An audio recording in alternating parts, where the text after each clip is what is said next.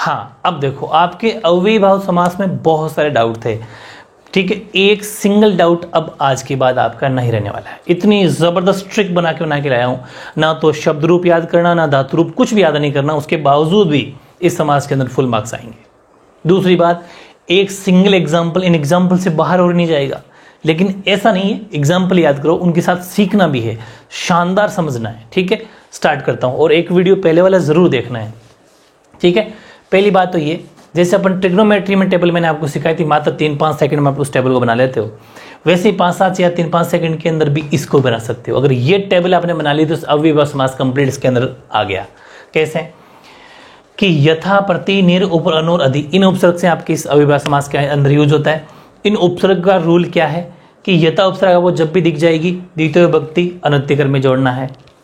प्रति उपसर्ग जब भी दिख जाए द्वितीय विभक्ति को 2 बार लिखना है, प्रति जोड़ना है, बताया था। जैसे कि प्रतिदिनम है तो दिनम दिनम प्रति, मतलब उसी को द्वितीय विभक्ति लगेगी दिनम दिनम, लेकिन उसके आगे प्रति 2 बार लिखना है और प्रति जोड़ना है।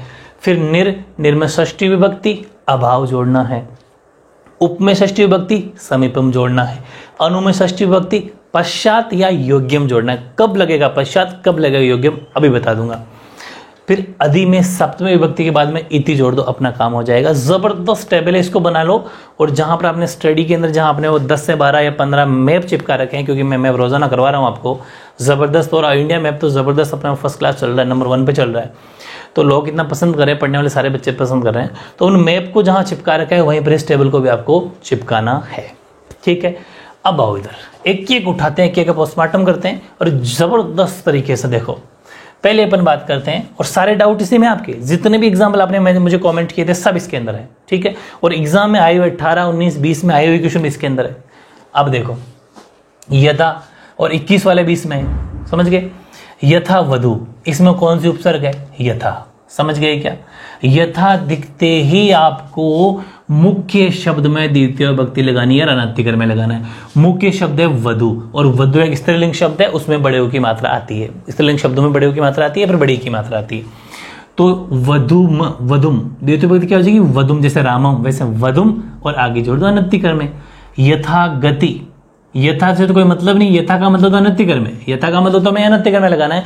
और बाकी मुख्य शब्द में क्या लगाना है, द्वितीय विभक्ति।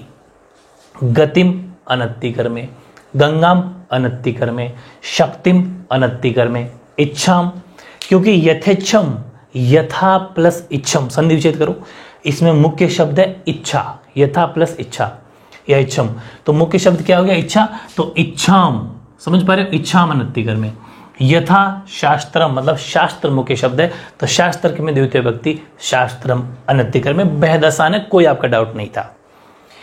और यहां बात करता हूं मैं यथा के बाद में प्रति की।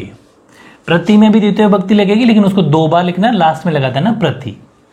आपने देखा प्रति, यस, प्रति प्रति प्रति प्रति प्रति प्रति प्रति देखा, तो आपने मुख्य शब्द है देश, तो देशम देशम प्रति, क्योंकि द्वितीय विभक्ति को 2 बार लिखना है, आगे प्रति जोड़ना है। देशम देशम प्रति, प्रतिवारम तो वार मुख्य शब्द है, वारम वारम प्रति। दिन मुख्य शब्द है, दिनम दिनम प्रति। अर्थ, प्रति प्लस अर्थम, संधि विच्छेद करो, प्रति प्लस अर्थम, मुख्य शब्द क्या है, अर्थ, तो अर्थम अर्थम प्रति। फिर इसमें मुख्य शब्द क्या है, गृह, गृहम गृहम प्रति। प्रति प्लस एकम, संधि विच्छेद करो, प्रति प्लस एकम, इसका मतलब इसमें मुख्य शब्द क्या है, एकम, तो एकम एकम प्रति। फिर प्रतिकुलम, कुलम कुलम प्रति, क्योंकि मुख्य शब्द क्या है, कुलम। यहां तक तो कोई मामला नहीं, कोई आपका डाउट नहीं था। डाउट स्टार्ट होते हैं यहां, इसीलिए मैंने इसको इंपॉर्टेंट लिखा है। बेहद आपके डाउट थे, लेकिन एक सिंगल डाउट अब नहीं रहेगा, ठीक है, क्योंकि मैं ऐसे ही बोर्ड नहीं भरता, उसके अंदर उसकी एक एक चीज जड़ खोद दी मैंने आज, कि क्या निकाला अंदर से, इसमें क्या ऐसा डाउट है कि बिना शब्द रूप याद किए कैसे अव्ययी भाव समास में पूरे नंबर लाएं। वो देखो तरीका, यहाँ क्या निर्विघ्नम, कौन सी क्या नाम उसमें, निर है, ठीक है, निरुपसर्ग है, तो निर्विघ्नम, निर दिखते ही आपको अभाव शब्द जोड़ना है, वो बात तो ठीक है। अभाव का मतलब ना होना, अभाव का मतलब एब्सेंट।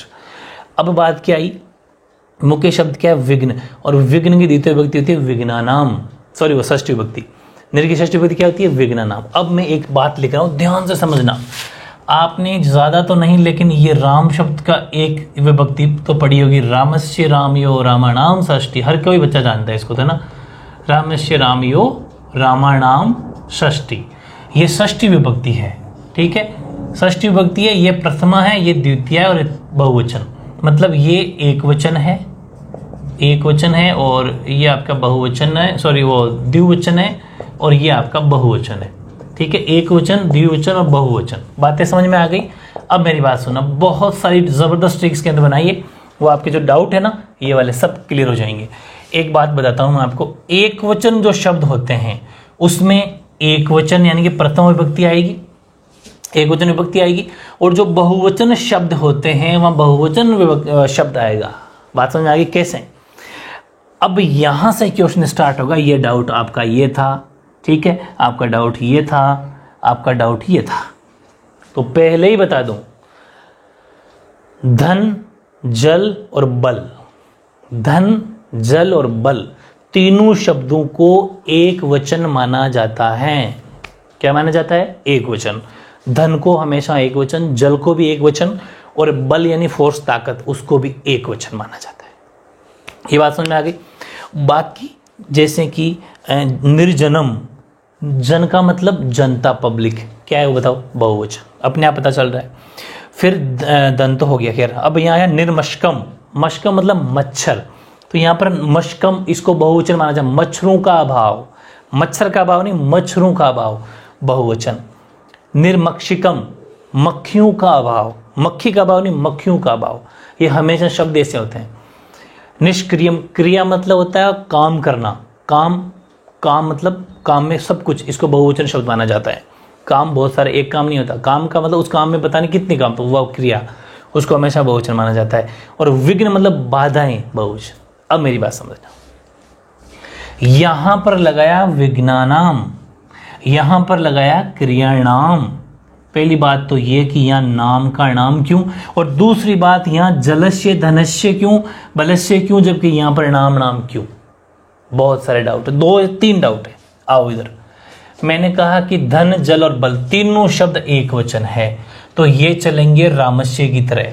जल, जल एक वचन है तो जलस्य, धनस्य, बलस्य। बात समझ में आ गई?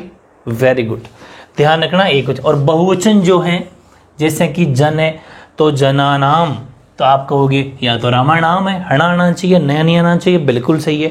री र श, री र श के बाद में अगर न आए तो नय नहीं रहता, वो हणय हो जाता है, नया नहीं रह के हणय हो जाता है। आओ इधर बताता हूं, जैसे कि स्टार्टिंग यहीं से कर लेता हूं मैं, कहाँ पर हणय है? मक्षी का नाम। ये वर्ड है निर्मक्षिकम, है ना, ये शब्द था, और इसका आपने जो समास विग्रह किया तो इसका आपने बनाया मक्षिकाणाम अभाव है। पूरी बात समझना, अभाव तो चलो सब में लगेगा कि यहाँ पर हणय क्यों हुआ। एक बात बताओ, इसके अंदर क्षय है और क्षय मिला है क और श से, ठीक है, आधा क और श से मिलके बना है, और क्षय अगर क और श से मिला तो इसके अंदर श मौजूद है, और जिसके अंदर श होता है उस शब्द में न नहीं, न ण में बदल जाता है। या मक्षी का नाम मतलब हर शब्द पहले, सबसे पहले शुरुआत में क्या होते हैं?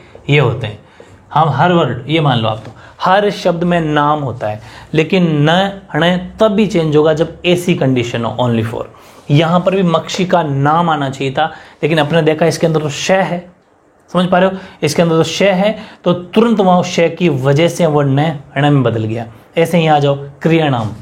क्रिया नाम की मैं अगर बात करूं तो क्रिया नाम के अंदर ध्यान से समझो कि इसमें र है, र, और रे होने की वजह से एक्चुअल में यहाँ पर क्रिया नाम आना चाहिए था ना, लेकिन इस रे होने की वजह से न हणे में बदल गया और वो हो गया क्रिया नाम।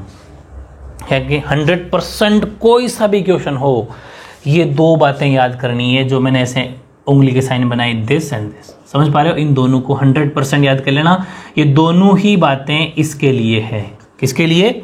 इस निर उपसर्ग वाले जितने भी आपके समास आएंगे उसके लिए। तो मेरे हिसाब से सारे डाउट क्लियर, कि यहाँ पर जलस्य धनस्य क्यों आया। और एक बात और बता दूं, ये जो शब्द आया था पिछली बार जननाम अभाव 2020 के अंदर आया हुआ है, इसमें धनस्य जलस्य में भी पिछले 18-19 के अंदर आए हुए क्वेश्चन है। तो बहुत टॉप लेवल सारे, जैसे ये आया था क्वेश्चन, तो सारे शायद दिनम का आया था, मतलब इन दोनों में से कोई एक आया था। तो इनमें सारे वो क्वेश्चन जो 18, 19, 20 के अंदर, 21 के अंदर आने वाले हैं और आगे। ठीक है, अब आओ इधर। अब मैं बात करता हूं उप की, और उप के अंदर भी आपके डाउट हैं। उप में भी षष्ठी विभक्ति और समीपम जोड़ना है। ठीक है, मामला सेट है। उप कृष्णम, कृष्ण से समीपम कोई टेंशन नहीं, क्योंकि रामस्य, कृष्ण से, रामस्य का मतलब एक वचन आ रहा है। उपकंठम कंठस्य, उपरामम रामस्य, समीपम तो समय जोड़ना ही है। उपगंगम गंगा या। अब यहां पर गंगा या क्यों, आपका क्वेश्चन यहां शुरू होता है। और कमेंट भी आया था यहां पर यमुना या क्यों, कमेंट भी आया था। वेरी गुड, यमुना या क्यों, जबकि यहां पर भी यमुनस्य गंगस्य क्यों नहीं हुआ। सही बात। एक ट्रिक बनाइए जबरदस्त, कोई से भी शब्द रूप धातु रूप याद नहीं करने, लेकिन उनका एक एक शब्द, उनका साउंड अपने निकाल लिया। तृतीय विभक्ति या, भाई द्वितीय में तो सब में लगता ही है। तृतीय विभक्ति के लास्ट में या, यही या याम, या यही या याम, या तृतीय, यही चतुर्थ, या पंचम, फिर या षष्ठी और याम सप्तमी। या यही या याम तृतीय विभक्ति, चतुर्थी विभक्ति की पहचान, पंचमी, मतलब इन विभक्तियों में आगे ये शब्द जोड़ दो। कोई भी मुख्य शब्द में या जोड़ दो, तृतीय विभक्ति बन जाएगी। कोई भी मुख्य शब्द में यही जोड़ दो, चतुर्थी विभक्ति बन जाएगी। ऐसे ही पंचमी के लिए भी या जोड़ दो, षष्ठी के लिए भी या जोड़ दो, और किसी भी शब्द में सप्तमी विभक्ति बनानी है तो याम जोड़ दो। लेकिन ये लागू कहां पर है, एक तो लागू है आपके ये गंगा शब्द में। बात को समझना, गंगा, लता, ये जितने स्त्रीलिंग शब्द होते हैं ना गंगा लता वाले, अलग से शब्द रूप चलते हैं, आपको पता है, लेकिन याद नहीं करना, सिर्फ उनमें। आपके एग्जाम में क्वेश्चन इनसे बाहर नहीं जाएगा, अपन को तो समझना है बस। गंगा लता, इनमें ये साउंड भर देना है। दे आओ इधर आओ। यमुना भी, हाँ, गंगा यमुना ये जितने भी लता है ना, ये ध्यान रखना। अब जैसे यहां पर आया उपगंगम, तो यहां पर ये क्या है, ये अपन को क्या पढ़नी है, अपन को पढ़नी है षष्ठी विभक्ति। तो गंगा की षष्ठी विभक्ति होती है या, गंगा या, यमुना या, समझ पा रहे हो, लता या। जबकि इन राम की षष्ठी विभक्ति होती है रामस्य। ठीक है, क्योंकि राम पुल्लिंग शब्द है, और पुल्लिंग शब्द रूप स्त्रीलिंग शब्द भी याद होंगे आपको जो अपन पढ़ते थे, ये वाली बातें हैं। तो यहां पर ये इसलिए क्या हुआ कि गंगाया यमुनाया हो गया। अगर यहां पर होता उपलत्तम तो लताया समीपम। इजी है कि नहीं है, बेहद इजी है। ये वाली ट्रिक आपके लिए उप के लिए, समझ पा रही है वाली ट्रिक कहाँ है, लेकिन ध्यान रखना इन तीन में काम आएगी ये आपके उप के लिए, और आपके इन तीन से बाहर जाएगा नहीं, ये मेरी गारंटी है। आपके तो दो के बारे नहीं जाएगा, इवन इन एग्जाम्पल के बारे में एग्जाम्पल नहीं जाएगा। जिनको याद नहीं होता इन एग्जाम्पल की प्रैक्टिस कर लेना, एक भी सिंगल एग्जाम्पल बाहर नहीं जाएगा। देख लेना भले 2021 पेपर जब दो। आओ इधर, अब बात करते हैं अनु की। अनु में भी षष्ठी विभक्ति, लेकिन मामला दो है कि पश्चात भी लगेगा और योग्यम भी लगेगा। कब लगेगा पश्चात, कब लगेगा योग्यम, इसको भी मैंने पोस्टमार्टम कर दिया, जड़ खोद दी इसकी भी। पश्चात लगाना है व्यक्तिवाचक संज्ञा जब भी आए। व्यक्तिवाचक संज्ञा का मतलब किसी का नाम आए, बस ये समझ लो। पश्चात कब लगाना है, जब किसी का नाम आए, नाम, बस जब किसी का नाम आ जाए तो पश्चात लगाना है लास्ट में। पहले तो षष्ठी विभक्ति आ जाएगी, उसके बाद में पश्चात, जैसे अपन ये लगाते थे ना समीपम, ये ऐसे। और कोई योग्यम कब लगाना है, जब भाववाचक संज्ञा, जैसे किसी के अपन गुण बता रहे हो कि वो बहुत अच्छा है वगैरह, किसी के कैरेक्टर, चरित्र, या कोई सुख दुख, ऐसे जितने भी ये जो भाव वाले फीलिंग वाले शब्द आते हैं वहां पर योग्यम लगेगा। देखो देखिए, आओ इधर, पहले तो यही समझते हैं। अनुदिज्ञा, ठीक है, मतलब अनु का मतलब षष्ठी विभक्ति, पश्चात या योग्यम। बात आई अनु पुण्यम। पुण्य, पुण्य का मतलब क्या होता है, पुण्य कौन करता है, जो योग्य बंदा होता है। ये शब्द योग्यम है, मतलब उसका गुण कैरेक्टर इनमें आएगा, भाववाचक में। तो और दूसरी बात, आप तो कंफ्यूजन छोड़ो ना, नाम जिसमें है ना उसमें तो लगा दो पश्चात, बाकी सब में योग्यम, बस डाउट क्लियर। आओ इधर, पुण्यस्य योग्यम, अनुकूलम कुलस्य योग्यम, अनुरूपम रूपस्य योग्यम, अनुरथम, रथम मतलब रथस्य पश्चात, ये रथ गाड़ी घोड़े जो होते हैं, ठीक है। थोड़ा सा सोच लो, किसी का नाम या गाड़ी घोड़े, जैसे रथ है, रथ के पीछे मतलब गाड़ी के पीछे, मोटरसाइकिल के पीछे, कार के पीछे, समझ गए वो वाली बात है। पश्चात का मतलब पीछे होता है। चरित्र, चरित्र का मतलब योग्य हो गया, गुण योग्य हो गया, अनुगुणम गुणस्य चरित्रस्य। बात आई यहाँ बात आई और उसमें बात आई अनुगंगम की।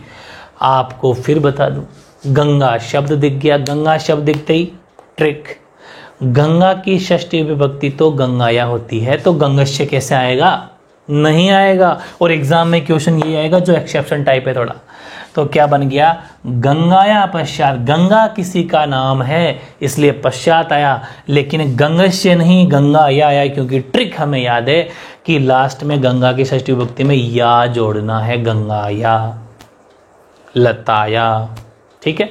ये शब्द जरूर ध्यान रखना है, यमुनाया। डन, आ जाओ आगे। अनु, और ये एक थोड़ा एक्सेप्शन टाइप याद कर लो, या फिर इसकी भी एक छोटी सी ट्रिक है, विष्णु, विष्णु के लिए अलग से याद करना है बस। विष्णु की षष्ठी विभक्ति होती है विष्णु, और विष्णु की सप्तमी विभक्ति होती है विष्णु। ओ की मात्रा और विसर्ग, इसमें औ की मात्रा, बस इस स्कोर अलग से लिख लेना, बस फेमस एग्जाम्पल है ये भी। तो अनु विष्णु, तो विष्णु मतलब विसर्ग और एक मात्रा, विष्णु पश्चात, ये किसी का नाम है तो पश्चात आ गया, विष्णु पश्चात। और यहां पर सुनो भी और आएगा विष्णु, तो वहां पर विष्णु लगा देना है, इस चीज का आपको ध्यान रखना है। अगर सप्तमी विभक्ति पूछे, जैसे यहां होता हो कि अधि विष्णु, अधि विष्णु अगर मैं लिख लूं, चलो एग्जाम्पल लिख देता हूं, अधि विष्णु, ये रहा ना, सॉरी ये रहा अधि विष्णु, तो विष्णु इति, ध्यान रखना है। दो एग्जाम्पल अलग से एक्सेप्शन टाइप है, इनको याद करना है ताकि शब्द रूप और धातु रूप याद नहीं करना पड़े। एक्सेप्शन नहीं है, सप्तमी विभक्ति है इसके अंदर, लेकिन सप्तमी विभक्ति अलग से याद क्यों करनी पड़ेगी, उसे शब्द रूप पूरे याद करने पड़ेंगे, तो करना ही मत, सिर्फ विष्णु विष्णु याद कर लेना। अधि, अधि के अंदर क्या, सप्तमी विभक्ति और इति लगेगा, इसलिए ध्यान रखना कि विष्णु जब दिखेगा उसको तो हम अलग से याद कर लेंगे, इसको उधर ट्रिक वाले पेज में लिख लेना साइड में, ठीक है। चलो हाँ, एक मैंने एक बात बताइए कि षष्ठी विभक्ति में से और षष्ठी विभक्ति बहुवचन में नाम, तो मैंने लिख दी वाली बात है, ठीक है। उसको आप शॉर्ट में लिखना चाहो लिख लो, भले ये लिख लेना और भले ये बात लिख लेना, ये ट्रिक है, इधर वाला पेज ये पूरा ट्रिक का है।